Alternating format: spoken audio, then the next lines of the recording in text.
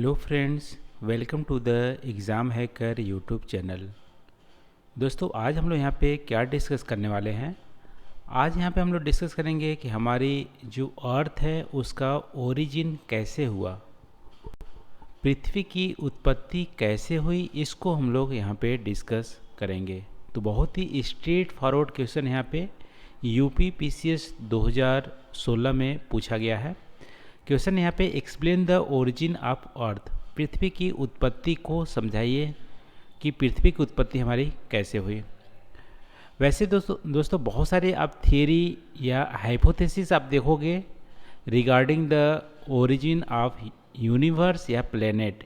ठीक है, यहाँ पे स्पेशली पृथ्वी की उत्पत्ति के संबंध में कोई भी हमारी थीरीज नहीं दी गई है, लेकिन यहाँ पे हम लोग क्योंकि कोई भी थ्योरी के बारे में स्पेशली नहीं पूछा है, तो सबसे वेल एक्सेप्टेड जो हमारी थ्योरी है वो हमारी है बिग बैंग थ्योरी। तो बिग बैंग थ्योरी के अकॉर्डिंग यूनिवर्स की उत्पत्ति भी अच्छे से एक्सप्लेन करता है, प्लैनेट्स की उत्पत्ति कैसे हुई, स्टार्स की कैसे हुई, सब कुछ ये वेल एक्सेप्टेड हमारी थ्योरीज है। तो बिग बैंग थ्योरी के अकॉर्डिंग हमारी अर्थ की कैसे ओरिजिन हुई उसको हम लोग आज की इस वीडियो में डिस्कस करने वाले हैं।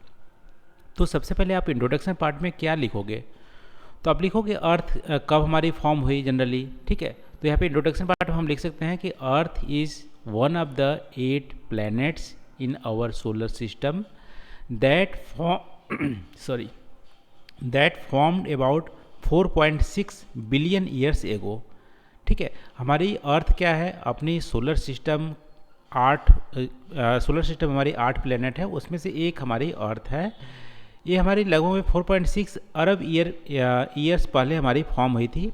और कहाँ से फॉर्म हुई थी, कैसे फॉर्म हुई थी, ये हमारी लोकल जो क्लम्स ऑफ गैसेस थे, जो नेबुला का पार्ट है, ये हमारी मान लो बड़ी सी नेबुला है, इसमें भी जो हमारी लोकल क्लम्स ऑफ गैसेस हैं, तो इन क्लम ऑफ गैसेस से हमारी अर्थ हमारी फॉर्म हुई है। ठीक है, और इसी से हमारी सोलर सिस्टम भी हमारी फॉर्म हुआ है। तो इस तरह से आप यहाँ पे इंट्रोड्यूस कर सकते हो। और बिग बैंग थ्योरी के अकॉर्डिंग हमारी अर्थ कैसे फॉर्मेशन हुई उसको हम लोग यहाँ पे इमेज की सहायता से एक यहाँ पे देखने वाले हैं। तो आप इस तरह से इमेज आप बना सकते हैं। यदि इससे भी बेटर आप इमेज यदि आपके आइडिया होगा दिमाग में तो आप उसको ज़रूर शेयर कीजिएगा। ठीक है, इसको हम लोग समझते हैं। तो 13.7 बिलियन ईयर्स पहले बिग बैंग थ्योरी के अकॉर्डिंग क्या थी, 13.7 बिलियन ईयर्स पहले हमारी क्या थी, एक सिंगुलर एटॉम यानी बहुत ही टिनी बॉल की साइज़ की, यानी बहुत ही छोटी गोलक की आकृति की हमारी सिंगुलर एटॉम हमारा था। ठीक है, यूनिवर्स में कुछ भी नहीं थे, ना ही स्टार्स ना ही प्लैनेट, कुछ भी नहीं थे। उस समय एक सिंगुलर एटॉम था, और इस जो हमारी टिनी बॉल एटॉम है उसकी वैल्यूम बात करोगे तो बहुत ही अनइमेजिबल, यानी कि आप कल्पना भी नहीं कर सकते हो, इतनी स्मॉल वैल्यूम थी। और इसकी टेम्परेचर इन्फिनिट थी, अनंत था, डेंसिटी भी अनंत था। तो ऐसे टिनी बॉल में विस्फोट हुआ 13.7 बिलियन ईयर्स पहले। और इस विस्फोट के बाद धीमे धीमे ओवर द टाइम हमारे क्या हुआ कि यहाँ पे जो हमारी एनर्जी है वो हमारी डस्ट और गैसियस के फॉर्म में हमारी कन्वर्ट हो गए। कुछ दिन तो हमारे यहाँ पे बोल सकते हो कि पूरा ब्लैक हमारा यूनिवर्स था, बाद में ट्रांसपेरेंट हो गया। उसको हम लोग स्किप करते हैं क्योंकि हमें अर्थ की ओरिजिन के बारे में देखना है। तो ओवर द टाइम आप देखोगे तो हमारे गैसियस और डस्ट पार्टिकल हमारे यूनिवर्स में बने, और चूँकि यूनिवर्स हमारी एक्सपेंड कर रहा था इनिशियली आप देखोगे तो जो गैसेस थे और डस्ट पार्टिकल थे उसका अनइक्वल डिस्ट्रीब्यूशन था यूनिवर्सल स्पेस में। अब अनइक्वल डिस्ट्रीब्यूशन होगा पार्टिकल्स और गैसेस का, तो वहाँ पे जो ग्रेविटेशनल फोर्स है उसमें भी हमारी अनइक्वल डिस्ट्रीब्यूशन होगा, यानी ग्रेविटेशनल फोर्स के डिफरेंसेस हमारे क्रिएट हो जाएंगे, क्योंकि पार्टिकल हमारे अलग अलग होंगे। ठीक है, उनके साइज अलग अलग होंगे, या कहीं पे डेंसिटी ज़्यादा है कहीं पे कम है, तो डेंसिटी डिफरेंस होने के चलते वहाँ पे ग्रेविटेशनल फोर्स हमारा राइज हुआ। और इसी ग्रेविटेशनल फोर्स के राइज होने से कुछ जो हमारे डस्ट की गैसेस जो पार्टिकल थे एक जगह आके एकुमुलेट होने लगे। ठीक है, तो इस तरह से हमारी एकुमुलेशन होने लगा। तो बहुत बड़े एरिया में हमारी एक्यूमुलेशन होने लगा उसी को गैलेक्सी बोलते हैं। ठीक है, तो बहुत बड़े एरिया में बहुत सारे गैलेक्सी हमारी एक्यूमुलेट हुई और इस गैलेक्सी की जो डायमीटर थी वो लगभग में 80,000 से लेकर 1,50,000 प्रकाश वर्ष यानी लाइट ईयर की डायमीटर हमारी थी। इतनी बड़ी बड़ी गैलेक्सी से पे हमारी जो गैसेस के पार्टिकल हमारे एक्यूमुलेट होने लगे। ठीक है, फिर इसी गैलेक्सी के अंदर आप देखोगे तो फिर से यहाँ पे ग्रेविटेशनल फोर्स की डिफरेंसेस तो बनी रही विद इन गैलेक्सी में, और इसके चलते भी जो बड़े बड़े क्लाउड बनने लगे गैसियस के, बड़े बड़े क्लाउड हमारे बनने लगे विद इन गैलेक्सी में, यानी एक गैलेक्सी में हजारों करोड़ों क्लाउड बनने लगे गैसियस का। इसी क्लाउड को नेबुला बोलते हैं। नेबुलर हाइपोथेसिस आपने पढ़ा होगा। तो इस गैलेक्सी के अंदर जो बड़े बड़े क्लाउड थे वो हमारे नेबुला हो गए।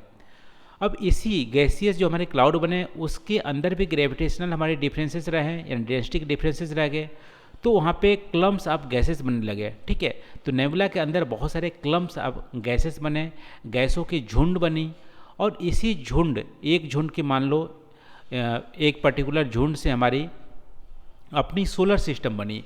ठीक है, तो आप देख सकते हो सबसे पहले हमारे सिंगुलर एटॉम थे, उससे हमारे गैलेक्सी बना, और गैलेक्सी के बाद हमारे बहुत सारे नेबुलाज बने विद इन गैलेक्सी, और नेबुलाज के अंदर भी हमारे क्लम्स ऑफ गैसेस थे, और एक क्लम्स ऑफ गैसेस से हमारी आप बोल सकते हो सोलर सिस्टम का निर्माण हुआ। और एक क्लम्स ऑफ गैसेस क्या होने लगी, धीमे धीमे ग्रेविटेशनल हमारे जो फोर्सेस का कारण सेंट्रल में जो हीलियम हाइड्रोजन की जो गैसेस थी वो हमारी एक्यूमुलेट होने लगे सेंट्रल में, और इस सेंट्रल से हमारा स्टार बना, और स्टार की formation generally 5 to 6 billion years हमारी पहले हुई, और इसी सेंट्रल के अराउंड में जो डस्ट की पार्टिकल थी और गैस के पार्टिकल थी वो हमारी रोटेट होने लगे, तो रोटेटिंग डिस्क बना। ठीक है, तो कोर में हमारी स्टार बने, उसके अराउंड में रोटेटिंग डिस्क बने, और इस रोटेटिंग डिस्क में हमारी डस्ट के पार्टिकल थे। तो ओवर द टाइम क्या हुआ कि जो डस्ट के पार्टिकल थे आपस में यहाँ पे एक तरह से इकट्ठा होने लगे, और छोटे छोटे ग्रहाणु बने। ग्रहाणु को प्लेनेटिसिमल बोलते हैं। ठीक है, तो हमारे प्लेनेटिसिमल बने, छोटे छोटे ग्रहाणु बने, फिर से कुछ हमारी छोटे रहे, कुछ उसके आकार में साइज बड़े रहे, यानी इक्वल हमारी साइजेज नहीं थी ग्रहाणु की, तो ग्रेविटेशनल डेंसिटी और क्रिएट हो जाएगी। इसकी वजह से बड़े जो हमारे ग्रहाणु थे छोटे ग्रहाणु को अपने ओर अट्रैक्ट करने लगे, इसकी वजह से बड़े बड़े हमारे यहाँ पे प्लेनेट बने।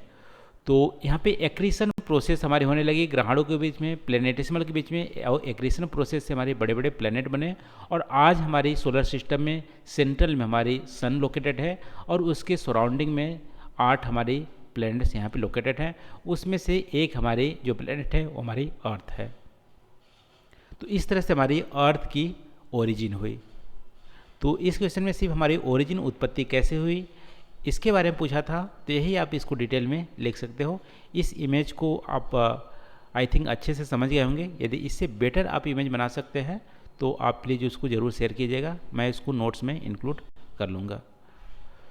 तो जो मैंने बोला उसी का यहाँ पे डिस्क्रिप्शन यहाँ पे लिखा हुआ है, और ये तो आपको कमेंट सेक्शन में मिल ही जाएगा। तो आज के लिए बस नहीं दोस्तों, आई होप यहाँ पे जो डिस्कस किए हैं आपको समझ में आए होंगे। प्लीज़ डू कमेंट यदि कोई भी आपके दिमाग में थॉट आता है तो। थैंक यू फॉर वॉचिंग, मिलते हैं अगले वीडियो में नए टॉपिक साथ।